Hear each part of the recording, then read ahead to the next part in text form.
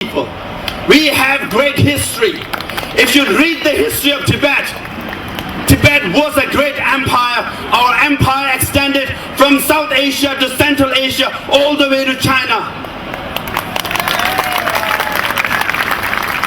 We are proud people because Tibet had great scholars from Padmasambhava and Atisha from India to Jetongapa, Karmapa, Marpa, and everybody, the great scholars of Buddhism were all in Tibet.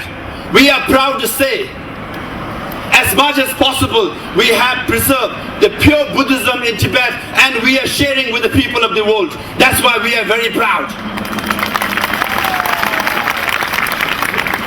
We are also proud because we have had great kings of Tibet, from Nyati Sempo to Songtsen Gampo to Chisong Dilsen to 5th great Dalai Lama to 13th great Dalai Lama and obviously the 14th great Dalai Lama.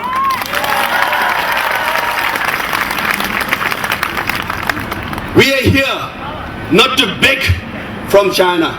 We are not seeking charity from China. We simply want to challenge the Chinese government that if you want to be a great nation, history has shown that greatness cannot be bought in the marketplace. Greatness cannot be forced through military power. Greatness must be earned.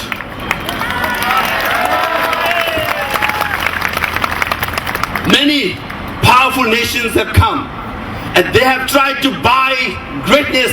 They have failed. They have tried to impose greatness. They have failed too. So China has to make a choice. If you want to be a great nation, you must act like a great nation.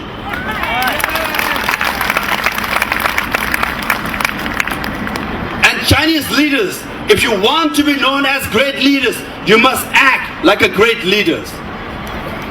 There are many examples, from Mahatma Gandhi to Nelson Mandela to Martin Luther King. They all are great leaders because they rose above petty politics and they serve for humanity and they set noble examples for people around the world to follow. These are great leaders.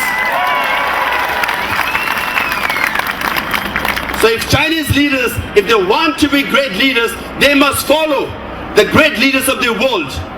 If you cannot follow and act on them, people around the world will say, you are not great leaders, your country is not great because you are not acting like a great country and great leaders. Yeah.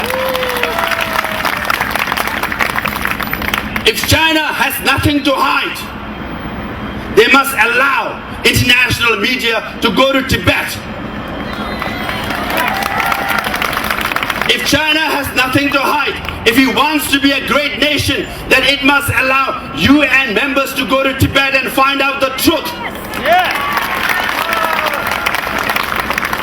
That's what great nations do. And today, we are also before the United Nations. We know for a fact that 150 Tibetans died because they stood up for the principles on which United Nations was founded: justice, equality and freedom. Yeah.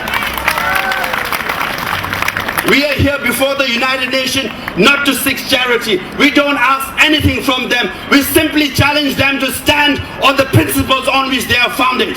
Yeah.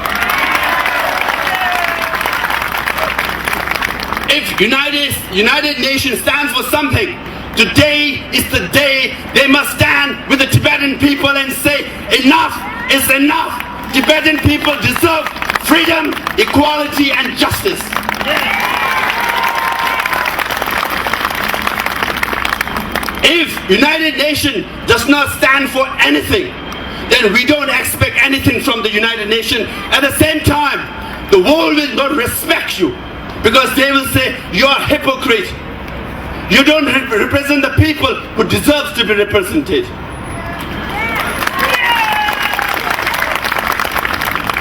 Then I'm sorry to say, if United Nations does not stand with us today, then UNO will be not called United Nations Organizations, but it will be called Useless Nations Organizations.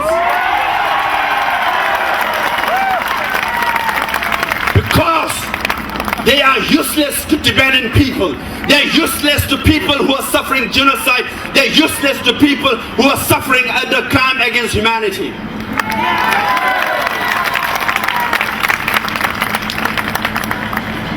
So we are here again not to ask anything from China. If China wants to be a great nation, so be it. If Chinese leaders want to be great leaders, so be it. But we have nothing to ask from them. We simply want what is always ours. The land of Tibet. Our freedom. Our equality. Our sense of human rights. These are ours, inherent, which belongs to us for a long time. So the challenge is to the United Nations and to the Chinese leaders. If you want to be known as great nation, you must act like great nation. If United States is what it stands for, then it must stand today with the Tibetan people right here and with the Tibetan people in Tibet.